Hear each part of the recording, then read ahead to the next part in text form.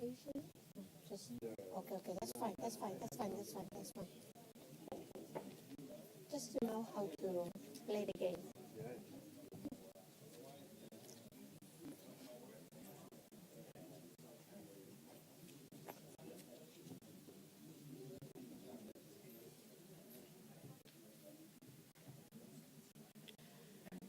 Okay, so see if this is on or not.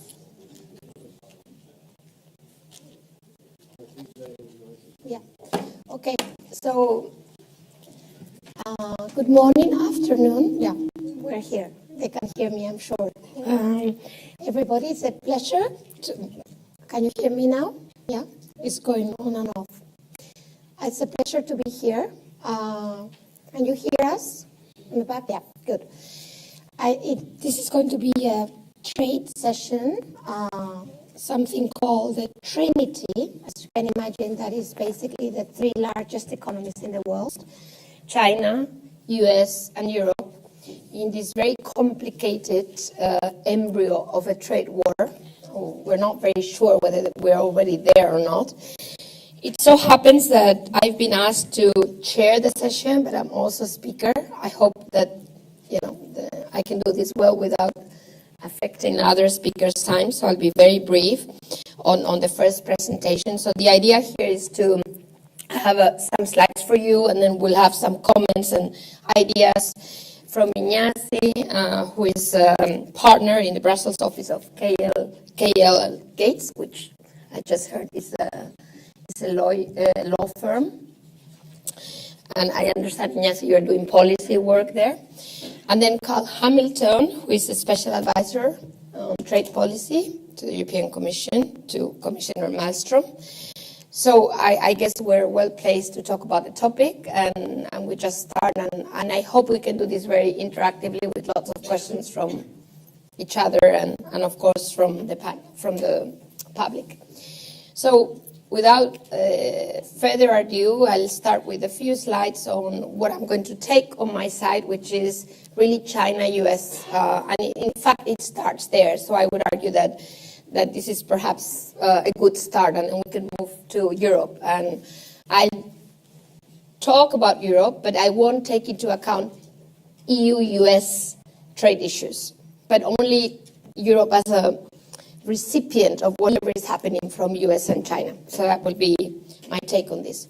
So this is the three things I learned yesterday that I need to, I know, that it's, here we go. We need to be patient. So many years in China, I should have learned that this is the way to go, but I still sometimes hesitate to be patient. So I'm going to talk about US containment. So the whole presentation is really about containment. It's not really about trade-only trade deficits. I'm not even going to show you any trade deficit because I don't think that's where the story is, at least for US-China trade.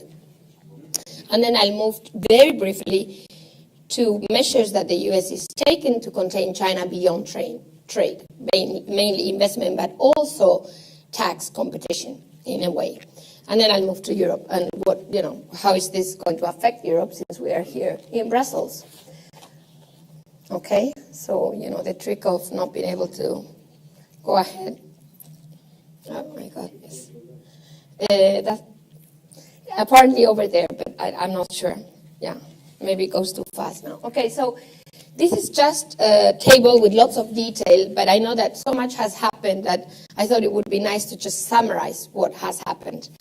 And I was sitting in Hong Kong in my office writing reports on the 7th of February when the thing started officially with these solar panels and washing machines, and everybody was scratching, their heads and what is this for, really? It was kind of multilateral at the time, in a way it was implemented with some exemptions that were really on developing nations, so not really related to national security, as was the case with steel and aluminium, and certainly not touching on what to me is the key issue for the US, which is China's moving up the ladder, which only came later with the third measure on intellectual property, those 1,333 products that actually were included in the very first list of the first, of Section 31 used by the U.S. administration on China in particular. So this has evolved, as you know, so the list was withdrawn. There was some negotiation. In that negotiation, what we know is that there was kind of a very, very big request from the U.S. for China. The letter, as you probably remember, that kind of surrounded letter included massive imports from China, from the U.S., the figure being of the order of 200 billion. And also, the second part of the letter included lots of opening up, expectations of opening up from China. I'm only focusing here on that list and what that may imply, the revised list, because basically it so seems, at least we will only know on the 6th of July, that there is no such thing as a deal between the US and China. So the list has been reworked, and I'm going to give you some details on that new list. And also, of course, on China's retaliation, which has also evolved over time. So there's been quite a few relevant changes for Europe in the new list for China's retaliation. And the interesting thing is that the figures have been evolving in a very nice and coherent way. So now we are 6th of April, 34 billion US bill in terms of import tariffs on China, and China coming up with exactly 34 billion. So, it does look like, in a way, an arm race of measures that look as much as possible alike.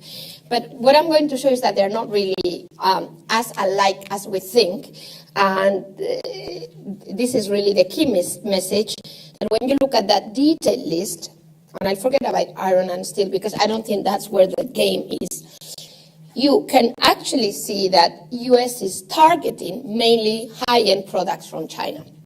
So 55% of those 1,100 something today, so the full list, although only partially implemented on the 6th of July, includes very, really products that to an extent, at least in 2 cases, are not yet even exported from China into the US.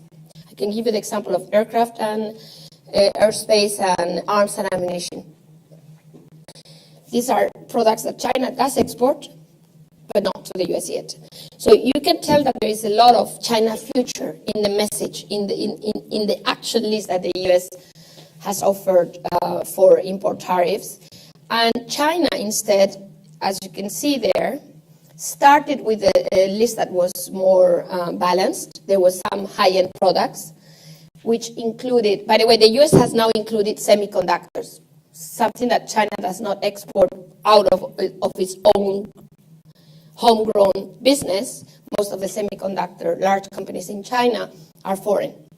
So it's very weird. It seems they're targeting China manufacturing 2025 as such, rather than what China is exporting now to the US. This is why we basically say US is targeting China's future. China instead did have some of these high-end products from the US. The most obvious one was aircraft. They've actually excluded aircraft from the list, from the final list. And it's actually much increasingly focusing on lower end, especially agro, and of course, low-end products in general. So here you have a little bit more of detail of what I just said. What is China targeting? So, for example, vehicles as well from the US. And, what has happened with the aircraft and so on. So you have all of the detail there. I need to rush not to take too much of the available time. It did go, yeah. Now maybe we want to talk about why the US chose Section 301. I think this, again, I'll be very brief, but points to the fact that it was really more of a tech arm race than really a trade deficit issue. Because the difference between 301 and 337, and everybody was expecting 337 to be used, beyond the fact that 337 basically would have made it harder, because you would have had to go product by product rather than 301, is also about the coverage of 301, Section 301, which is hardly used today, as you can see from that graph, because now we have, of course, the very same tool at the WTO level. with the international trade dispute system. But beyond that, I think there is an issue that 301 allows the U.S. to go beyond its own market. So if something happens in a third market that affects the U.S. industry, they can actually use Section 301. And again, remember that we're talking about products that China does not yet export to the U.S. So I think there is a lot of, to me, this helps understand what is really happening, which is, again, in my view, more of a future than current problem for the U.S. So here you have all of this. I'm going to move very fast. The idea why 301 was used, this third market story with the exact examples of the items included in the list that were not yet exported to the U.S.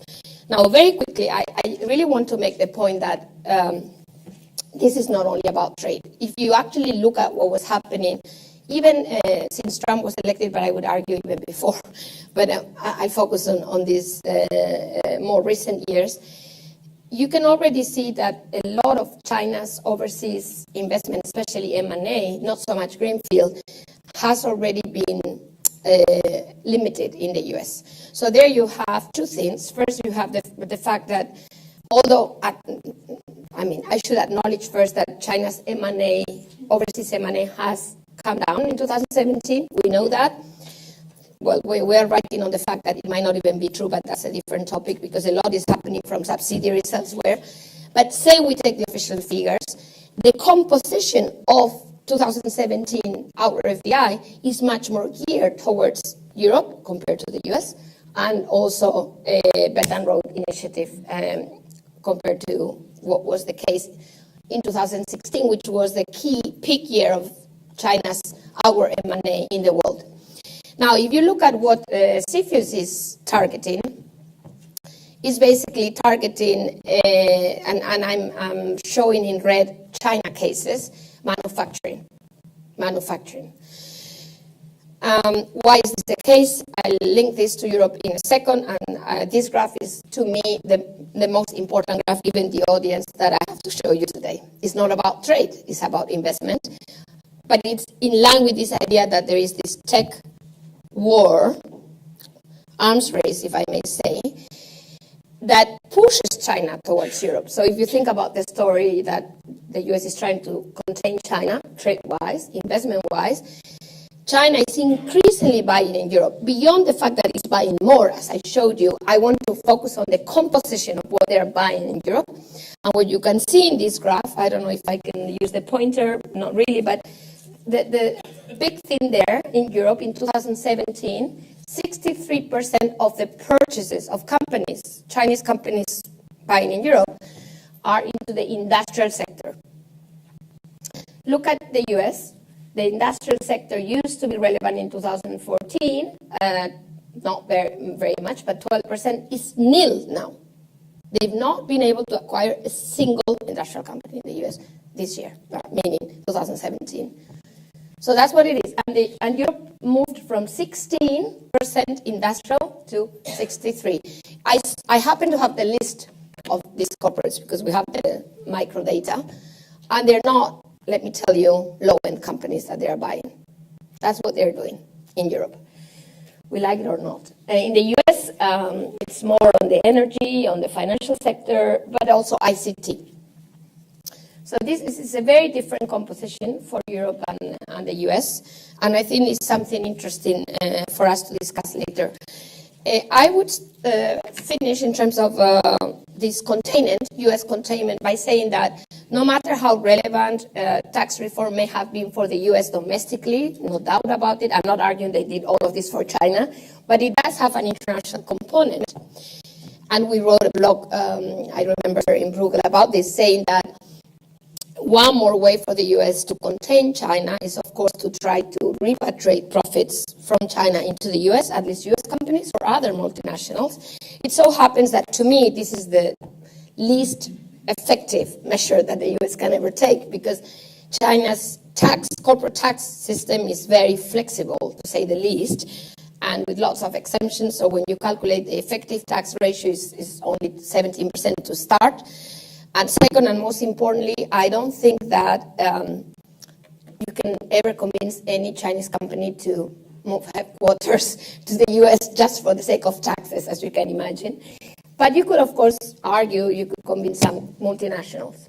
Now, the point is the Chinese, immediately after the tax reform were announced, immediately they said that if needed, they would exempt foreign firms from any corporate tax for reinvested profits. So the discussion is over. They can do that. They don't need a European Council of any form to take that decision. It's just very, very fast. So I don't think taxes are in any way a tool for the U.S. to compete or to contain China, but trade and especially investment, I would argue, are much more effective. So very, very quickly, what is it in for Europe? I mean, where are we in this, beyond the bilateral decisions that may have been taken?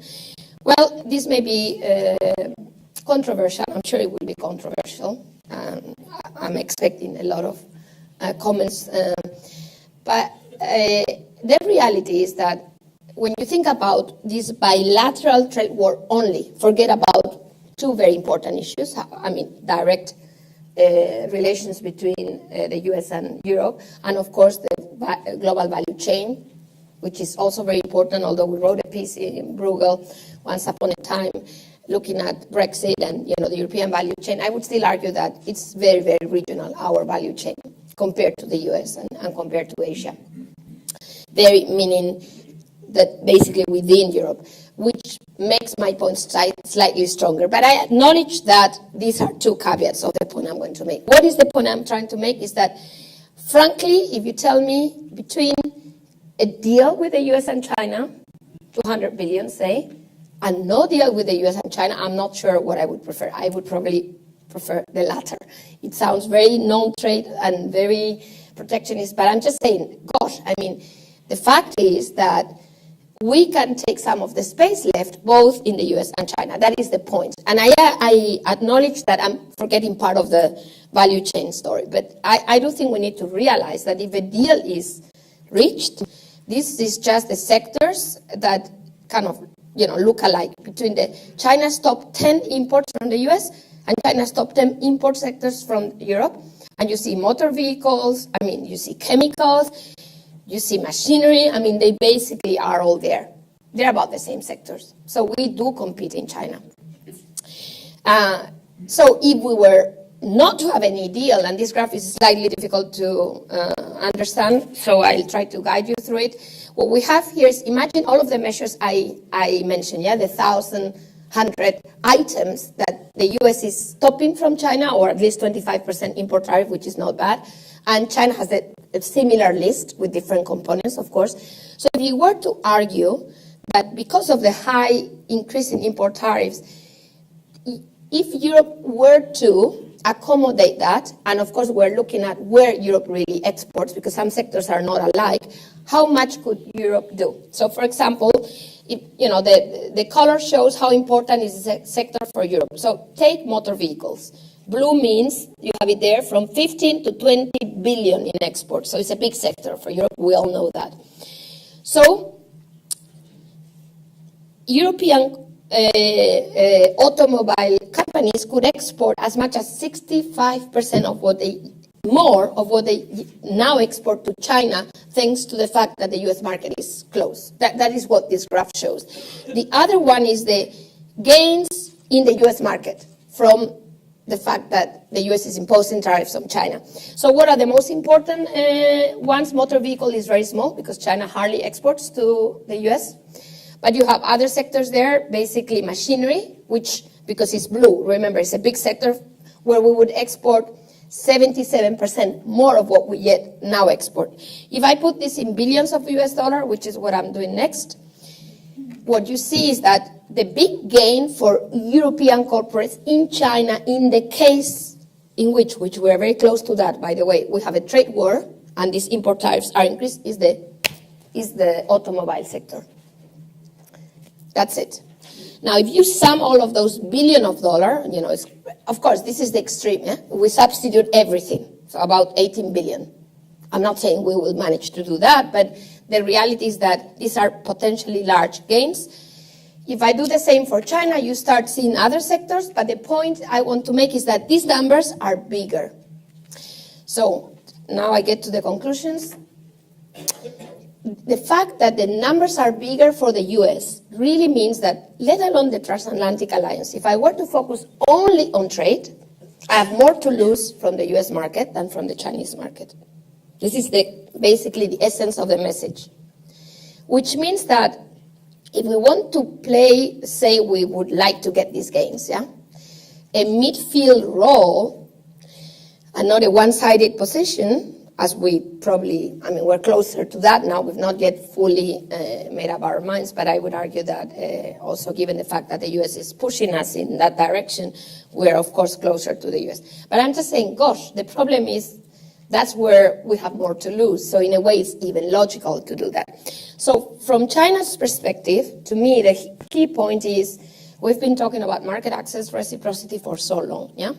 But now the wake-up call is there because they have so much more to lose compared to what was the case in the status quo. It's a different world. Now, if China wants to have at least, because imagine that we're not in this tech race.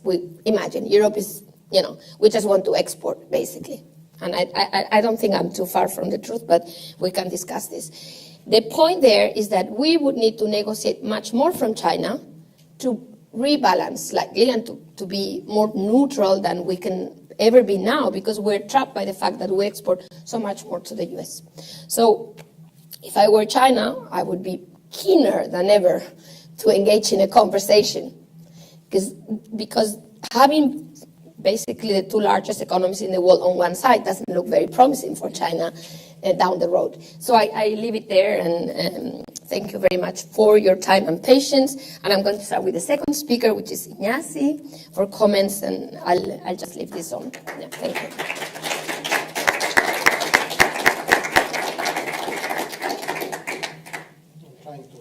Does this work now? I'm trying to digest the speech that we need to move from transatlantic to really being just a broker between the US and China. Well, I'm not sure we're there. But definitely, well, thank you to Bruegel for inviting me. Yes, I'm a partner at a law firm, but doing policy and regulatory.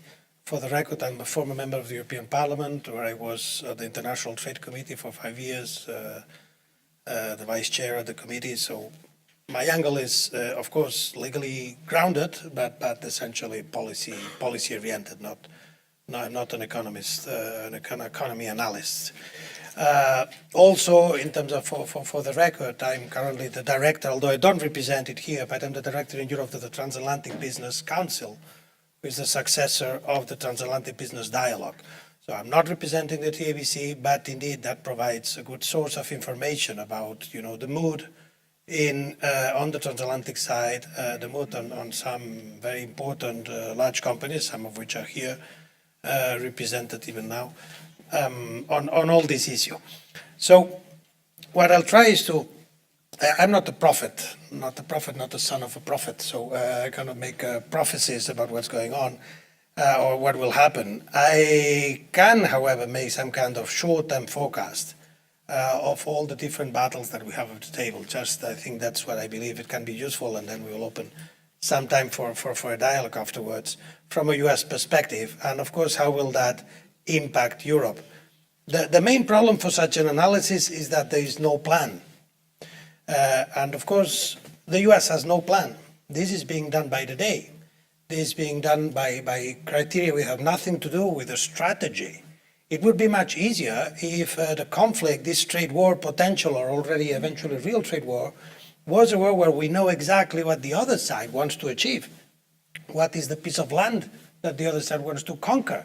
And then we would know, how much can we give in, how much not, and how we bargain. But that has nothing to do with that. This is about elections. This is about power. This is about somebody who is running the country and indirectly the world, or at least leading the world in a certain direction, without any real understanding of how trade works, against the companies of his own country, and I will quote afterwards very clear statements of that, so that it doesn't appear as a biased statement, and even, firing any advisor or any expert who would say the country of his preconceived ideas about what needs to be done on trade. So that, of course, puts Europe and any analyst in a very complicated position to make a forecast, to do any negotiation, to do nothing. So war requires some kind of strategy on generals on the other side. There are no generals on the other side. Or there's just one who is just going to move depending on the mood and depending on the situation. And of course, playing with the calendar of the next midterm elections, but not only that. So, as a colleague of mine put in recently in a presentation about this thing, what President Trump is doing is just sending to the sea different warships, with instructions, go and shoot. Go and shoot. We don't know exactly how much of these warships can be called back, and how many things will they shoot when they are in the open sea. So one of the first warships, of course, it's already out in the sea. And it's Section 232. You were mentioning different sections. Well, in our case, of course, this is Section 232 of the Trade Expansion Act of 1962, which is the steel and aluminum tariffs. I say aluminum instead of aluminium because I'm kind of this U.S. biased in this thing. The steel and aluminum tariff, which, for example, it has not been reported enough here, was totally opposed by the Pentagon. So even this, the DoD, the Department of Defense, the Pentagon, did not support this inquiry. So it can go that far. You just ignore, and of course the Pentagon obeys, and at some point implements whatever instruction. But you can imagine that the Pentagon has a lot to say about steel, aluminum, and probably as well, I know less, but it has a lot to do. So when this investigation, you've heard about this concept of investigations, which are similar to a point to our European Commission consultations, although they work differently. But when they are saying that an investigation is taking place, we're essentially talking about a very large consultation with all the agencies involved, of course with analysts and figures, but don't think of it as a pure intellectual analysis. An investigation means an opening to the society to receive inputs from stakeholders, from other agencies, from ministries in the U.S.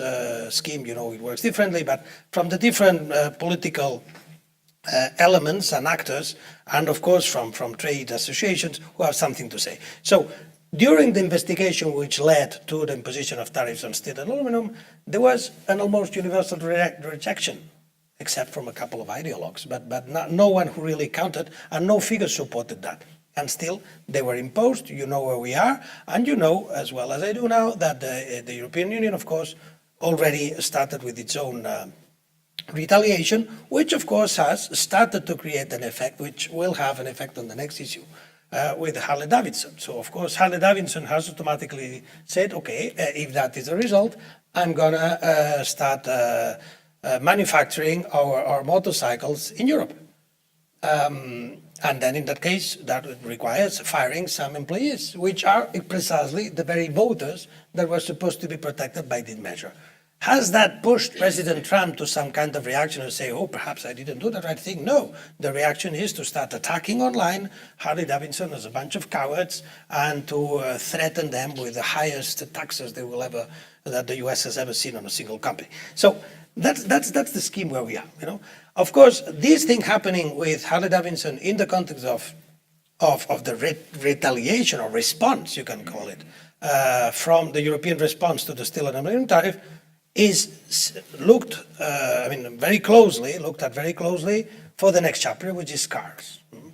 And the cars are there's the consultation on cars, the investigation on cars is based exactly on the same instruments as the steel and aluminum. It's also a Section 232 of the Trade Expansion Act, and it's also based on security. And of course, the problem is that you can very easily, when people say this has nothing to do with security, well, up to a point, because the concept of economic security, and I could recommend Bruegel to make a full seminar on that, on the concept of economic security, because of course economic security is everything. We will return to these things about the future investments and technology. All that you can turn economic security. So yes, in a way, and if you think that cars and the car industry has to do with connected cars, self-driving cars, it has moved from an old, playing again with your concept about old and future, well, cars are old and cars are future because car manufacturers and car manufacturing has a lot to do with the future, although they will be completely different cars. So let's not go that path. But yes, definitely, you can easily make a policy argument without any economic basis, but a policy argument about economic security as being a very important element for security. Therefore, you can use a piece of law which was not approved for this purpose to prevent and to impose a strong tariff on cars. Will this happen? All the sources I've consulted say yes. Everybody has spoken in DC, and I am in a firm we are small here in Brussels, one of the largest policy shops in Washington, DC. This is not advertising, it's to say what the context there. Yes, the perspective is there will be tariffs imposed on cars. Tariffs or quotas, we'll see, because it doesn't need to be the result of this investigation, does not need to be necessarily tariffs. It can be any kind of measure. So it can be what is being anticipated, 20% tariff, or it can be quotas, it can be a combination of that, we will see. But it needs to be something which is easy understandable by voters. It is not something that is easily understandable by economists. It cannot be some kind of disguised mechanism that in the end has a result of restricting the import of cars, but people will not understand. No, it needs to be something you can say at a political rally. That's the measure. So if it is very grey, it is very obscure, it will not work. So it needs to be, yes, we stopped X amount of cars, or we imposed this tariff, or we have this quota. Otherwise, it won't work, and that's what we're doing. So this is the first warship, and the second one which really on port and ready to sail. Now there's another warship that is not being mentioned that much, out of prudence, but it can be as big as, or even bigger in some parts of Europe, which is the attack from the US on the Common Agricultural Policy, on the CAP. It is starting now with the Spanish olives. Perhaps you're not following that thing, perhaps you're because the Spanish olives, because you believe that it's also a Spanish issue, the anti-dumping measures against Spanish olives. But that's being played through the WTO, more or less, I mean, playing under WTO rules. But that is opening a huge Pandora's box, which is a direct attack on the Common Agricultural Policy.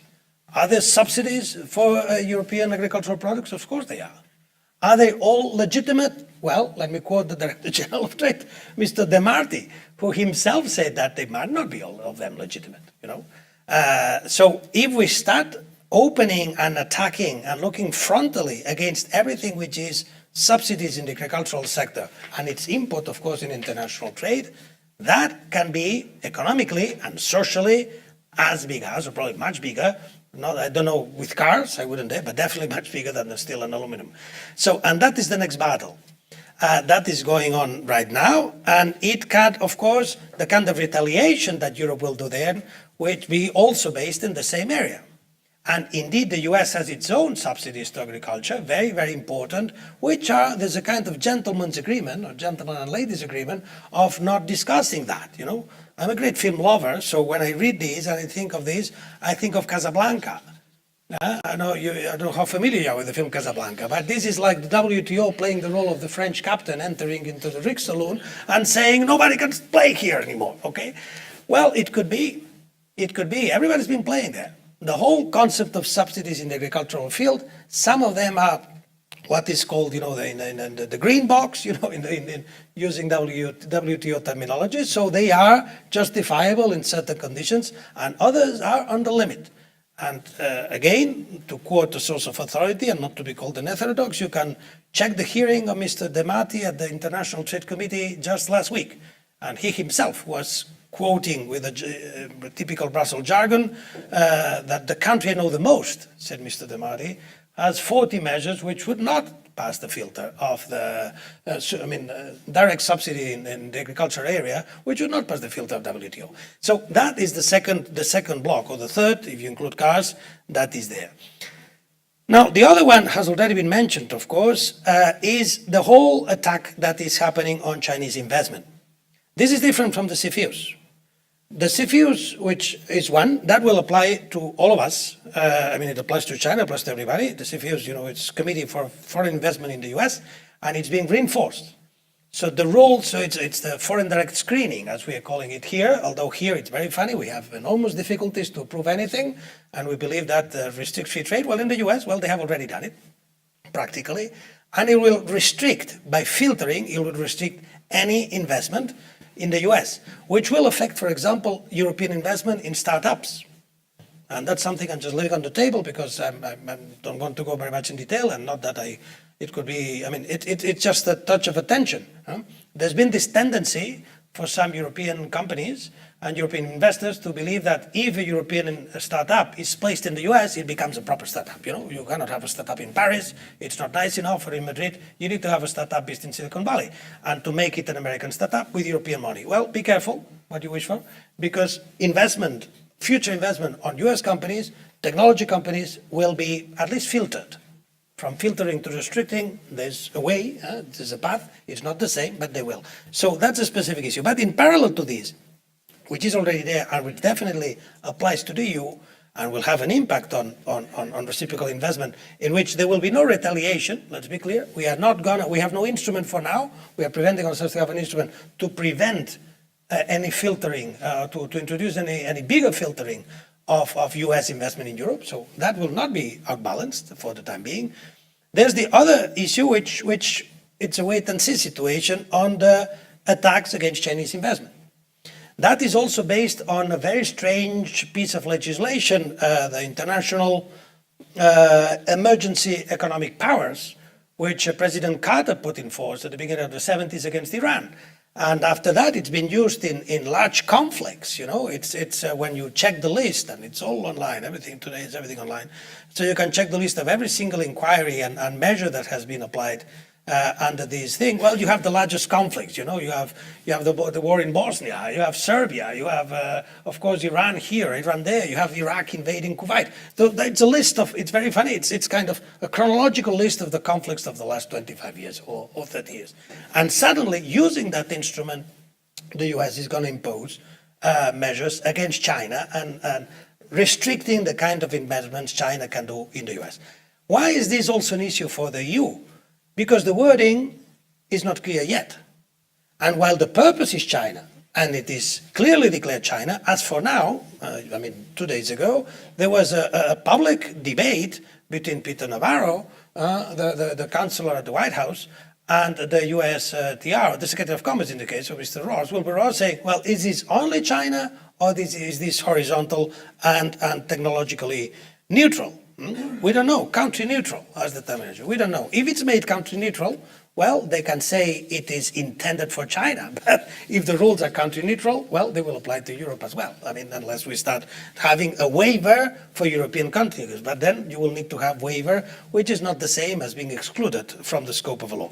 Now, last but not least, the whole battle which is going on at the WTO, which is also another part of this trade war and this large conflict. Most of you, I guess, you're familiar with that. So there's a large conflict there going on between the US and the rest of the world, but essentially Europe and China, the most interested in this being sorted out, which is the dispute settlement panel, which is part of the dispute settlement body. So it actually fixes the decisions that then the dispute settlement body at the WTO will implement. And though it has a number of members, and then there's the appellate body of that, which has 7 members. And it plays an essential role in the whole dispute settlement of the WTO. And as you know, the US has decided not to support the reappointment of any new member of the panel. That is putting the structure at in a very tension situation now. It has 7 members. There are 4 of them now, and 1 is retiring in mid-August, which means 3 out of 7. Well, with 3 out of 7, you cannot make the court cannot work anymore. So you are completely at that point. The court will, the appellate body will be killed. By the end of August. There's no appellate body in the WTO. So China and the US in this idea of just taking sides, in this case, China and Europe, Europe is kind of taking sides for now and preparing a plan B, which would be to create a kind of separate ad hoc new appellate body, new dispute settlement body, which would apply to any conflict within the WTO except those which have the United States as a party. The United States knows that, and that might be an argument to change. But well, we've been talking, I've been talking with people here in the US mission and in the States, and the message is no appointment of any member of the appellate body until full reform of the WTO. probably today, well, tomorrow, in the Council's, the European Council meeting, there's going to be a paragraph on WTO reform. So yes, the EU is for WTO reform, but that definitely will not happen before the end of August. And in fact, part of the reform that the US is asking for is very complicated to do and will take a lot of time. So, bad news. Now, a political element on this. People would think, or perhaps you would think, okay, this is just till the midterm elections. Just a second.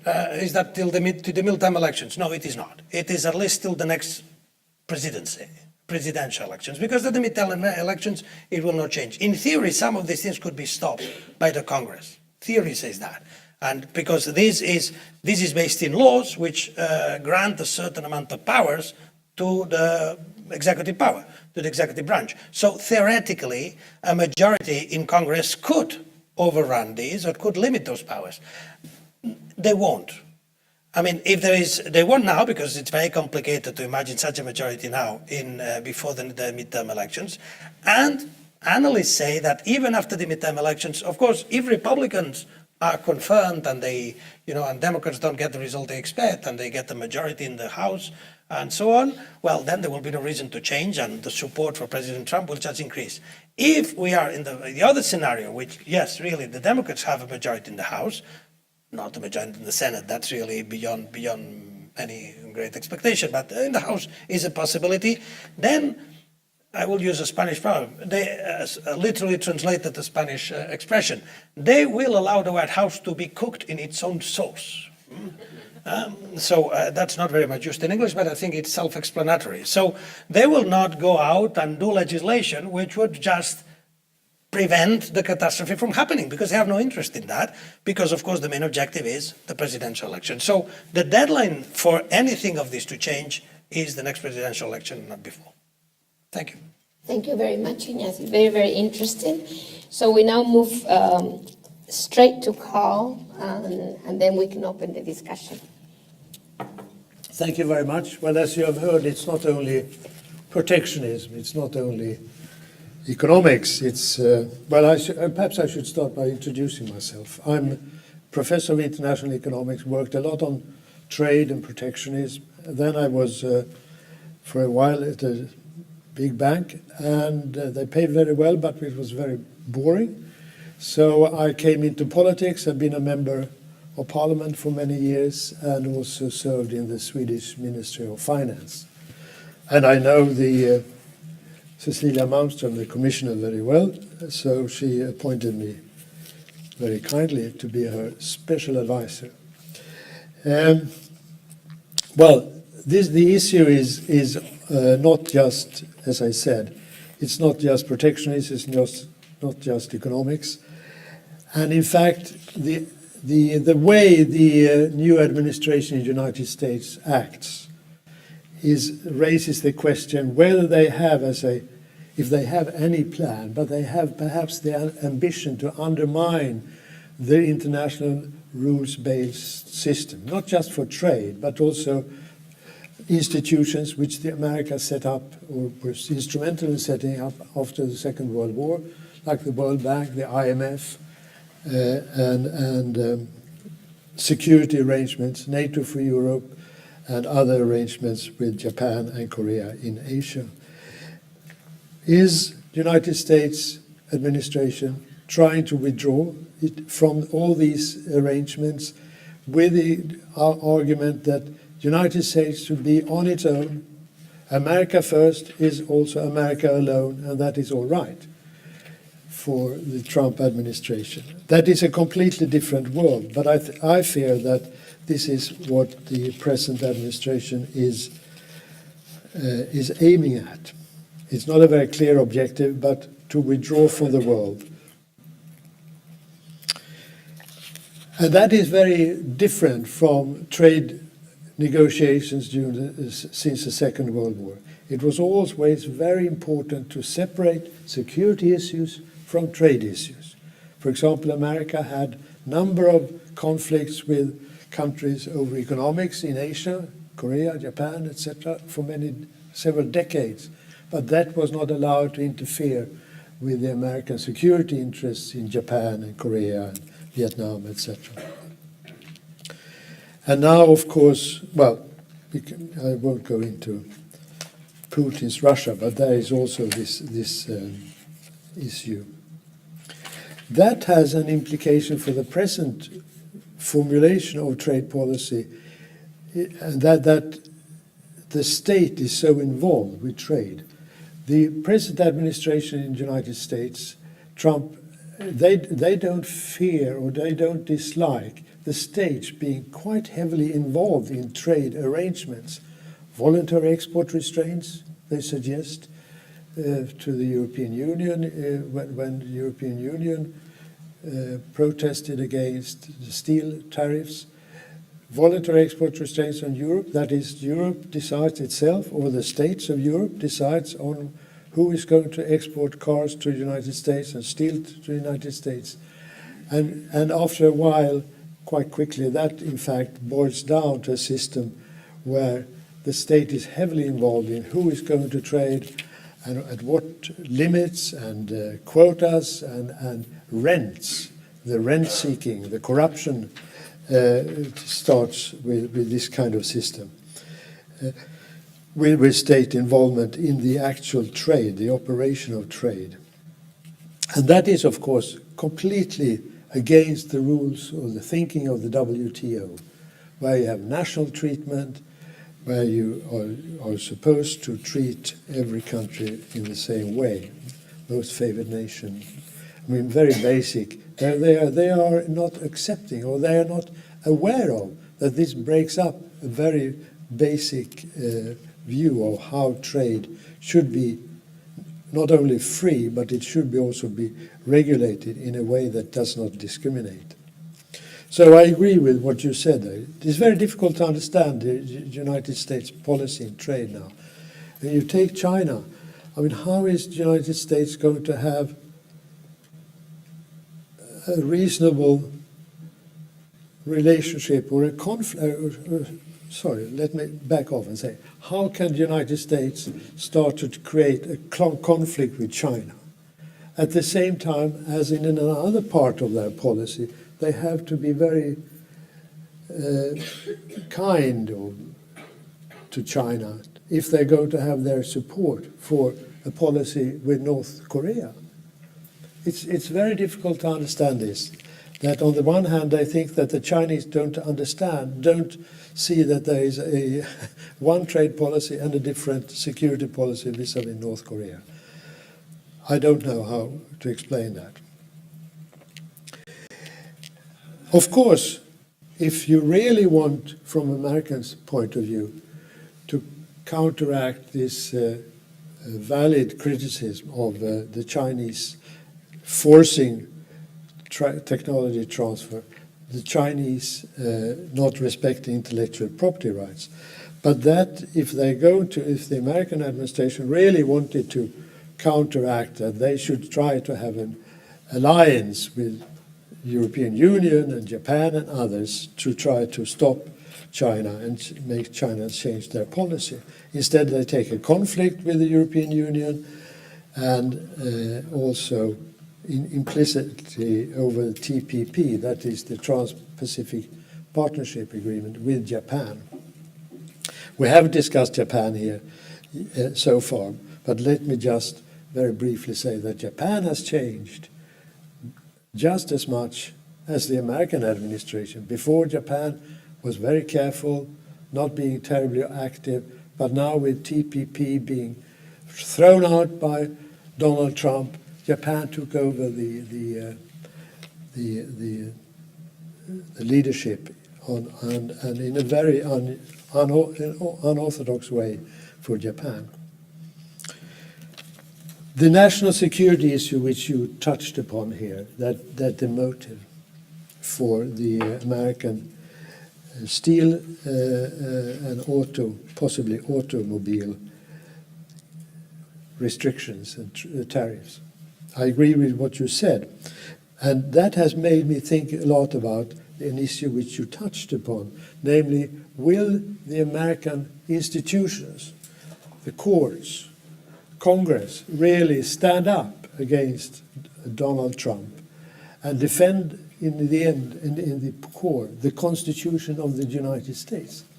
And this issue of national security, of course, it was a Cold War law, and it's ridiculous. It's a nonsense to say that Canada's steel export to the United States is a security issue, or automobile exports to the United States. So I would like the Congress to be not so spineless as they are. I mean, they have to take back their control over take back control is a popular expression these days, but U.S. Congress should take control over how the laws, which they have already decided upon in 1962, that they are actually enforced with the original interpretation. Then you say, well, as your friends, let's go to court. And the American steel users in the United States are now taking the administration to court, saying that, well, this is not in line with the law. They will probably lose, because the courts have always followed the American president's advice on what is a national security issue and what is not. But the fact that this court case comes up may inspire, I think, Congress and members of Congress to start thinking about how are we going to accept that Congress is completely set aside on issues of trade as soon as they are stamped as a security issue, or are we going to question that? And I think that is an issue which will be where the midterm elections may be important. Even if the Democrats are just as protectionists, perhaps, as the present administration, they may, in fact, be more interested in securing the traditional role of Congress.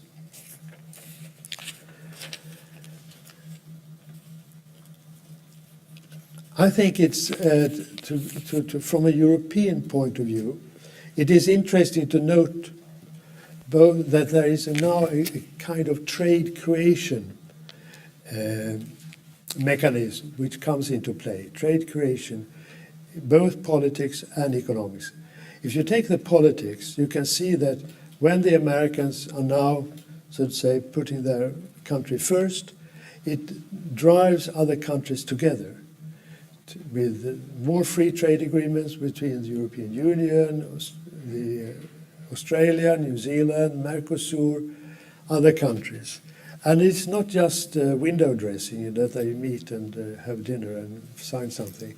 They have actually a real content in many of these free trade agreements. But it's also that it has an effect on China. Jyrki Katainen, the European Union Commissioner, was in Beijing last week, or 10 days ago, and the Chinese suggested that why not have some discussions about cooperation on issues of mutual interest regarding the world trade system.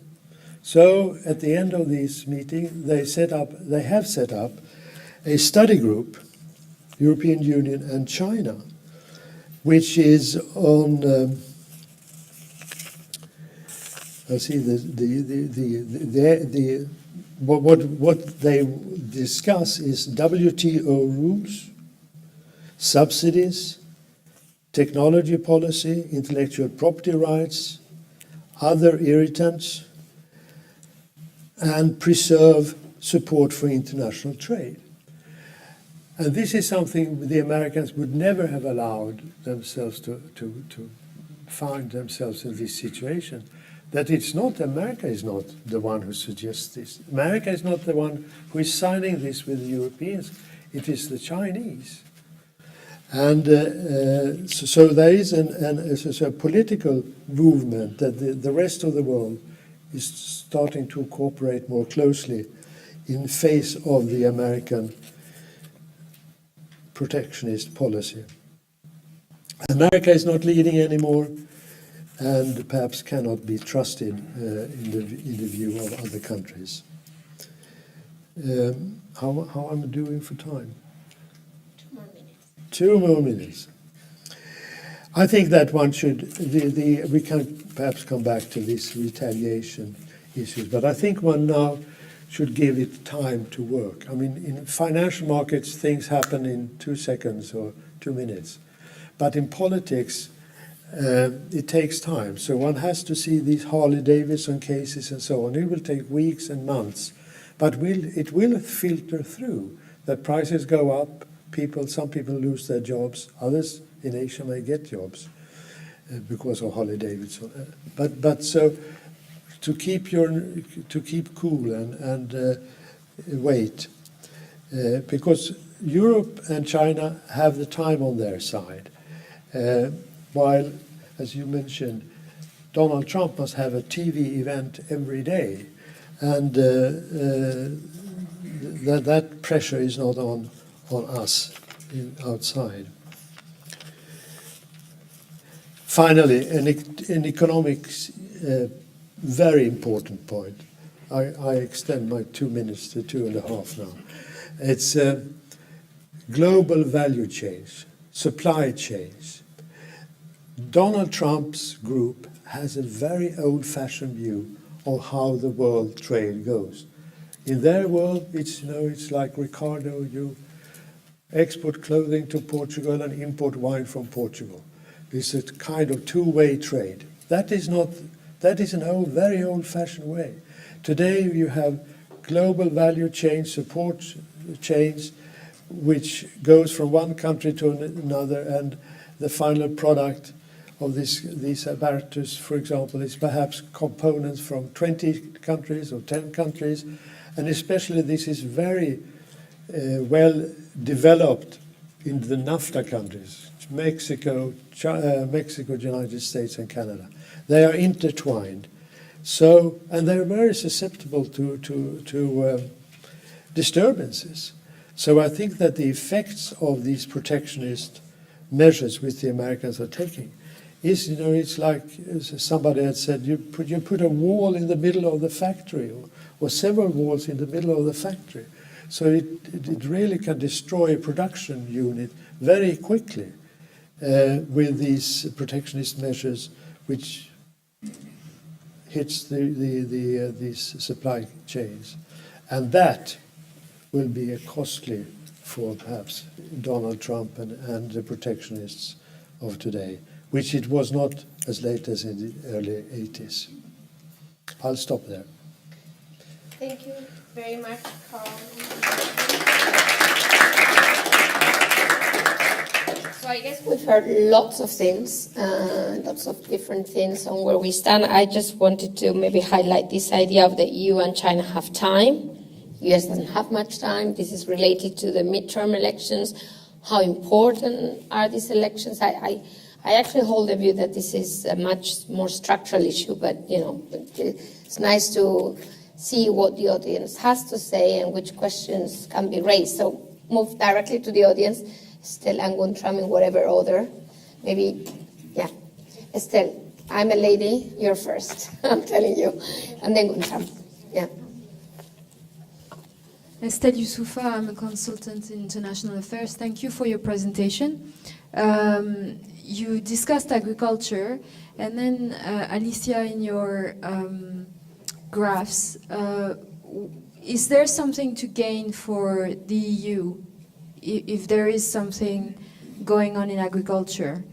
So my understanding is that US soybeans would be targeted by China.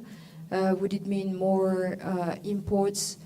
Would it mean China looking for new sources of imports in agriculture, meaning can the EU play something?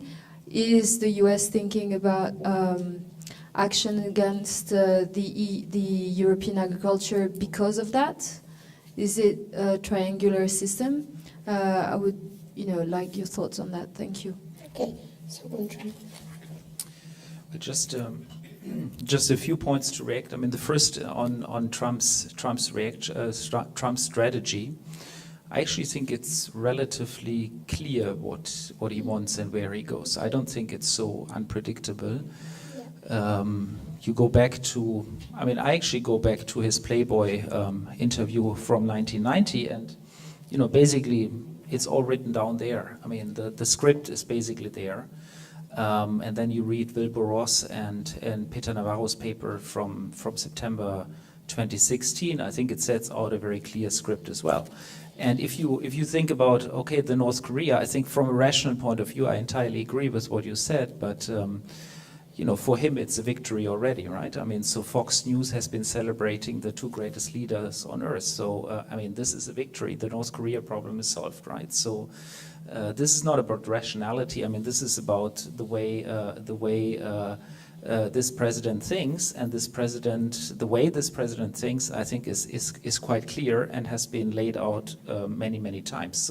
So no surprises for me, at least, on what's been happening in the last weeks.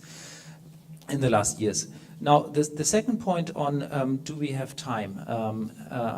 I would sort of take a little bit issue with that. I mean, I don't think we have that much time. I mean, it's true we should not sort of rush into dramatic countermeasures and be overly quick on those. But the economic effects of what is starting will be visible. I'm pretty sure the next European Commission forecast or update on the data for the EU economy will show a slowdown compared to what we used to have before. And we've done here some estimates of what would be the impact of car tariffs on the European economy. And of course, they would be significant. I think for Germany alone, it would be in the order of magnitude immediately of 5 billion. So I think very quickly we are in at least a significant dent to our recovery. And I guess that raises the question, what is it we should put in place to sort of prepare for this? And I think that is not only a foreign and trade policy issue, it's also a domestic economic policy issue. And I would wish us to have a much more significant discussion on our domestic economic policy to be able to accommodate for essentially the lack of demand for some products and so on and so forth.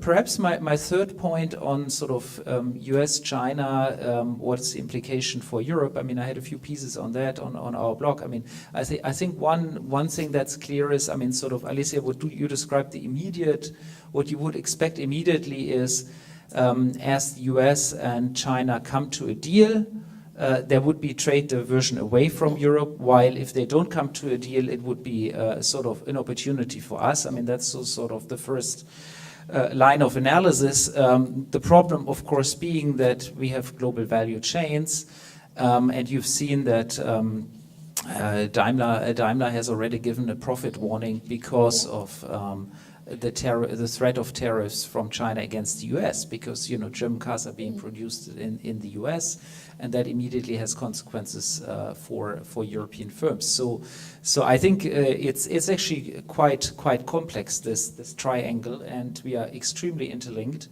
And to the extent that goods are, let's say, very substitutable, I mean, so just sort of one little detour. I mean, we have I looked at this list of goods that the USTR put out against China, which is like 1,300 goods. So there's all kinds of interesting goods there. One is sewing machine needles, right? So a wonderful thing. So US sewing machine needle industry needs to be protected apparently against Chinese imports. Well, the truth of the matter is this is a very simple product that is quite easily substitutable. So the Chinese can basically export that to Europe, and the European sewing machine needle industry will start, feeling the competition, and will of course try to redirect some of its supplies to the US. So very quickly, you're also in a game where you basically just shift trade flows, and that is a cost because it's more costly. I mean, it's not the optimal trade flows, but you would see a shifting around of the trade flows from which we don't necessarily benefit. On the contrary, I mean, there will be the cost because there's more trade frictions around that. question? Yeah. So we take these 4 and then we do a second round, if that's okay. Thank you, Jingmen from College of Europe. It's a very interesting moment if you look at EU, US, China trade relations. But in fact, as you explained, it's not only trade, it's investment, it's everything together. But in fact, when we talk about how the EU should react against the Trump policy, and then in the meantime, Trump has problem with Chinese trade investment issues, how the EU should react, because it's not because when both the EU and China face pressure from the United States, the EU doesn't have problem with China, because it has been already for several years that the Europeans talk about level playing field, talk about market access, and the professor just now mentioned the study group that was just established after the high-level economic and trade dialogue or strategic dialogue. I don't know which one you talked about. But still, how the EU will deal with China? Because in face of pressure from Trump, the EU somehow doesn't really have the opportunity to cooperate with the United States, because they share some mutual problems in trade relations in investment relations with China. But in the meantime, they are also pushed by Trump. But in fact, the EU would like to more cooperate with the United States in certain areas to deal with problems caused by China. And so it's a very complicated situation.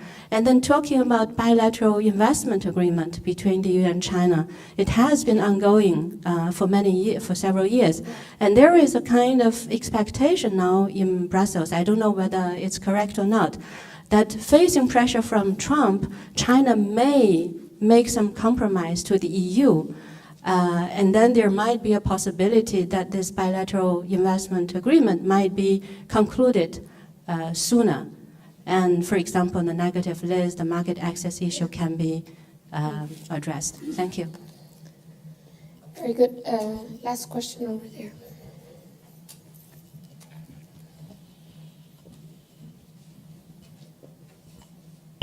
Yves Melin, Customs and Trade Lawyer in Steptoe & Johnson. A provoking question. The rise of China is not new, but it's happening now. What is new is the US retreating from the international institutions. Isn't this very good for the EU? Because it's creating a threat which is not existential, and it's forcing the member states to actually agree on something. If it were not for the US recent attitude, we would be talking about Brexit as a threat that other member states could follow.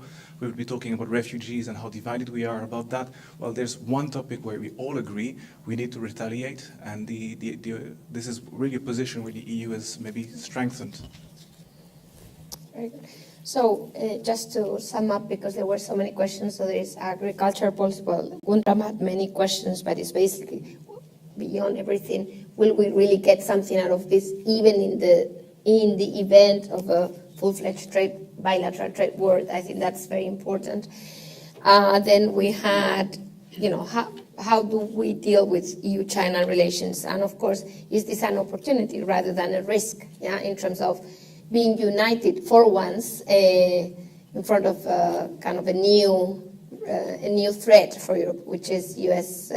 protectionism. So I'll just take whatever is left after you offer some answers. So just go ahead. Whoever wants to start first. Well, I can start. Sure. I will start in the reverse order.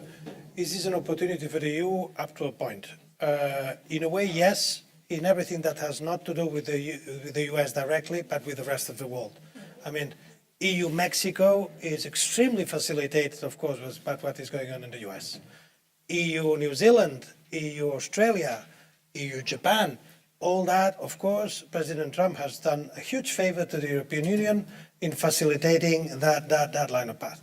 But the other element, which is European integration and helping the EU as such, that's not that clear. Among other things, because we don't have anything in the European toolbox to fight the United States. I mean, okay, we've done a little bit of trade retaliation, but we might keep doing it strictly on trade. but it is not in the DNA of the European Union project. Whatever President Trump says, and he said it yesterday, he said the European Union was built against the United States. That's a statement by yesterday, which is, sorry, it's a proof of ignorance, amazing ignorance. If it was that, if it was so, it would be in the European treaties, in the toolbox, in the policy toolbox, if I can put it that way, a lot of elements to fight the United States and whether there's none. There's none. The door on that side is completely open, you know. So we are not prepared to have the United States as a commercial and economic enemy. I don't think we don't know how to react to that, and it's putting the EU in a very complicated situation. You are right that there's unity for now, but we'll see how much it lasts, because it's not clear that everybody and all European members will agree exactly on how to react. The moment reactions needs to come. And I recommend again you to check the text of the invitation letter of President Tusk for this council, if you haven't done it. You know, the President Tusk needs to send a letter to all heads of state and government to convoke them for the council for today.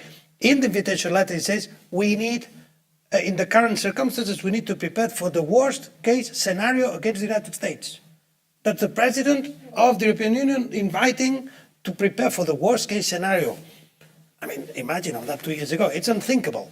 And we don't know what to do with that. Now, do we know where the EU is going? The United States is going? Yes and no. Of course, we know generally America first, America alone. But that's not the plan. That's a baby's plan. That's a children's plan. I want the moon. I want to destroy, tear down this house, you know. But that's not the plan you can work with. That's not something you can negotiate with. That's what I was saying. Of course, we know this kind of thing, and you could make more. President Trump wants Merkel out.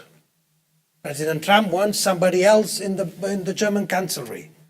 President Trump wants a weaker Germany or something else in Germany who would be closer and who would be leading the EU in another direction. All that you can say.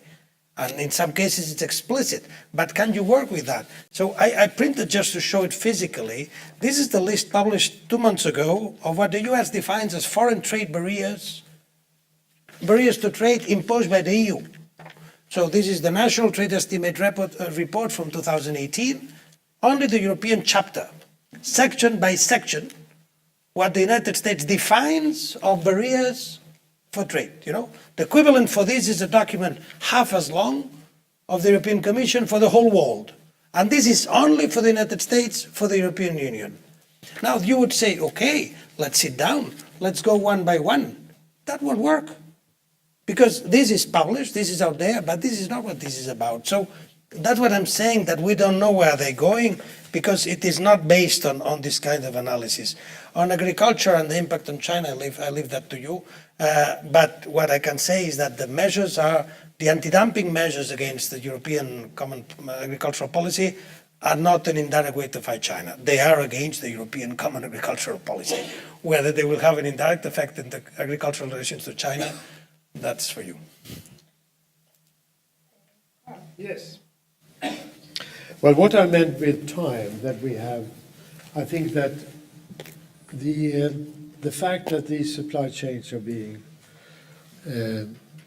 destroyed or at least affected means that, and also that it in the American protectionism will work itself out, and it will be seen as being destructive.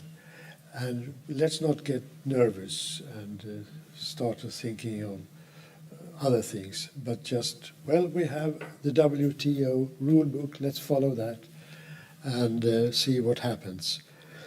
But I think this issue is very interesting, that the American policies are stimulating the European countries to work more closely and try to sort out less important conflicts and focus on the big issues. That I think we have seen already. But then your question about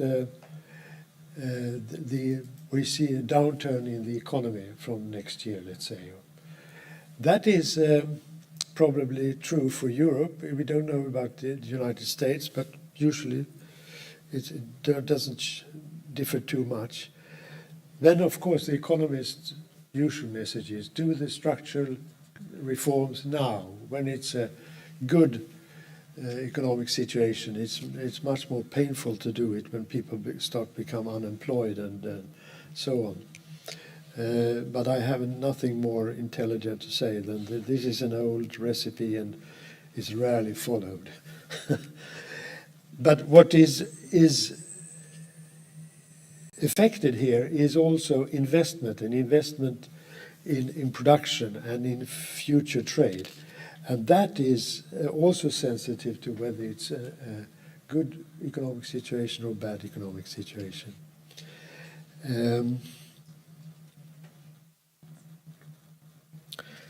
About time, when the European Union had these informal discussions with the Americans at the end of May, before the date when the steel tariffs would be, so to say, implemented, Cecilia Malmström's office, they had a plan or a suggestion that, okay, why we can discuss, provided you take away these threats of steel tariffs and other tariffs from the American side, we can discuss to have a completely tariff-free trade in manufactures.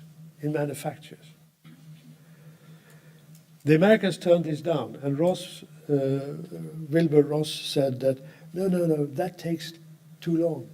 It takes too much time.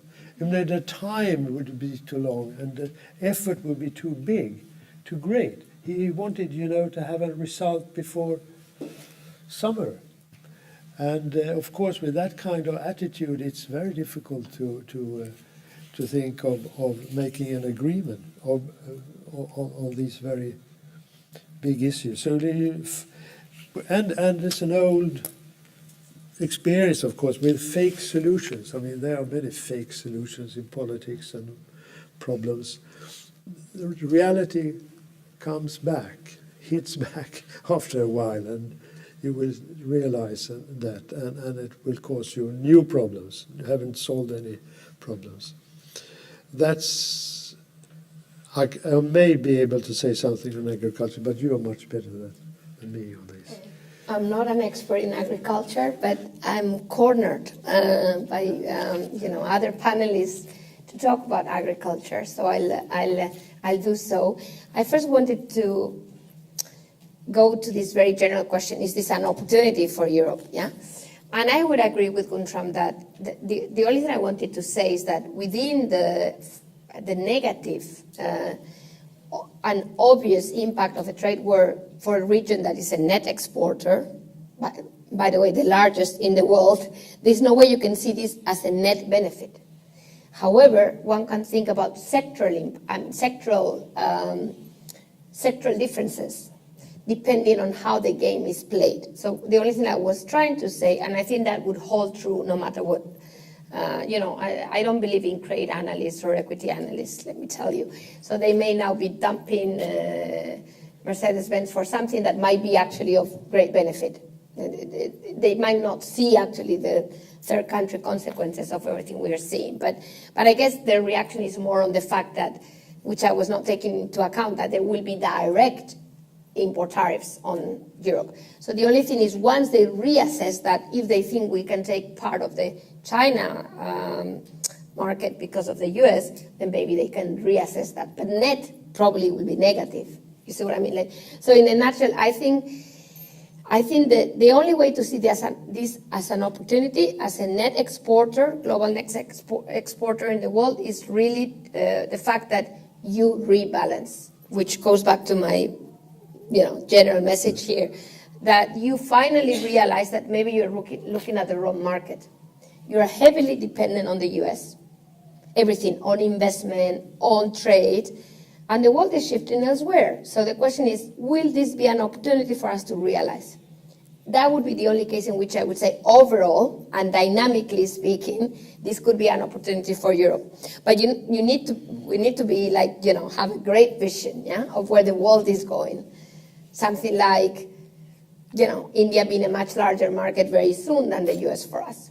Nobody is talking about India here. I mean, at most we have, by the way, not yet ratified a free trade agreement with Vietnam. We're talking about New Zealand, sorry to say. We're not talking about China or India. I mean, for me, this is, are we really reaping the opportunity? I'm not sure. You see, we're not talking about markets that can substitute the US. That's my problem with this opportunity. Will it be missed? We need to think big because the US is huge for us. It's our largest, outside Europe, of course, trading partner. So it's not going to be solved with New Zealand, sorry to say. Yeah? And not at the speed we sign agreements, let alone the Mercosur. So sorry. I mean, this is, for us to reap the opportunity would have to be faster, let alone united, but faster, and looking for big markets, because this is a massive structural change.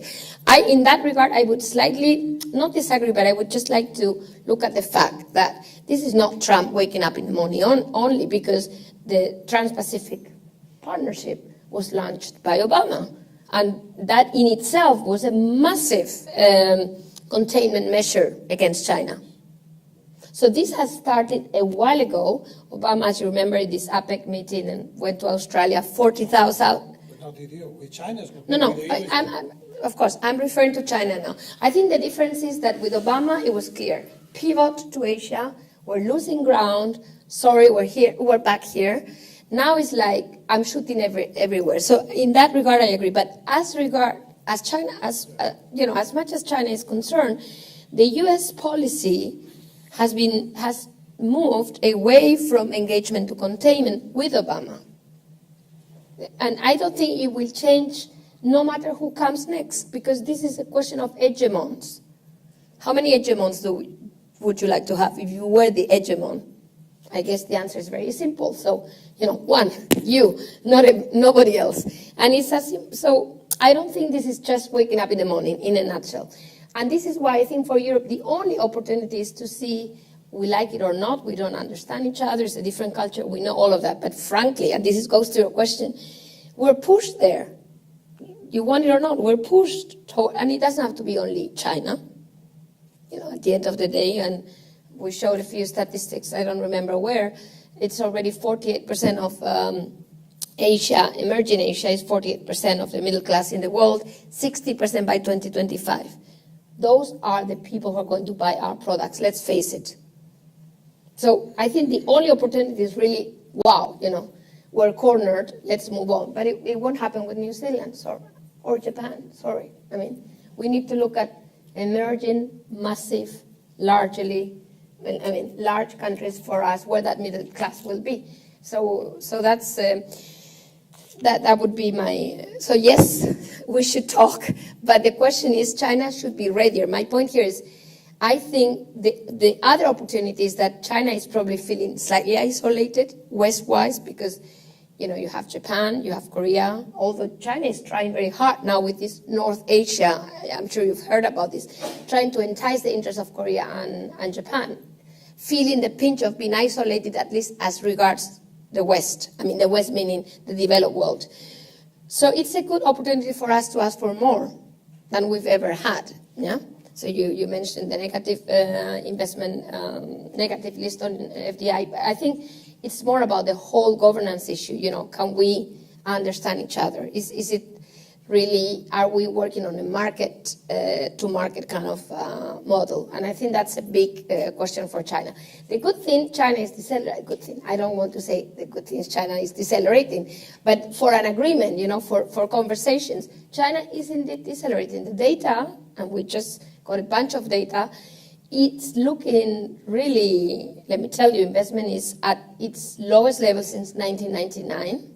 It's growing only 6.1%. Exports are already seeing, a very obvious slowdown. I think it won't take long. We're already seeing it, by the way, in Europe in the first semester.